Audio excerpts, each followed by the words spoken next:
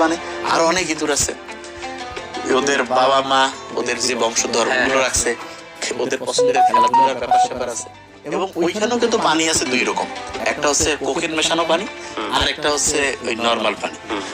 প্রত্যেক ক্ষেত্রে যেখানে পার্কের মধ্যে যে ইয়ারা ছিল, ইঁদুররা ছিল, প্রত্যেক ক্ষেত্রে তারা নর্মাল পানিটা পান করছে। তখন ও কিন্তু হচ্ছে কোকেন মেশানো পানি খাচ্ছে না। তার মানেটা কি? তার মানে হচ্ছে আমাদের যে বাচ্চা কাচ্চা আছে এরা কিন্তু এখন একটা ওই খাঁচার মধ্যে আছে। এই যে ছোট্ট 1500-2000 স্কোয়ার ফিটের বাড়ি, ওইখানে হাজবেন্ড ওয়াইফ, বাচ্চা দুই একটা, বাড়িতে কেউ নাই, বাচ্চা কি করবে?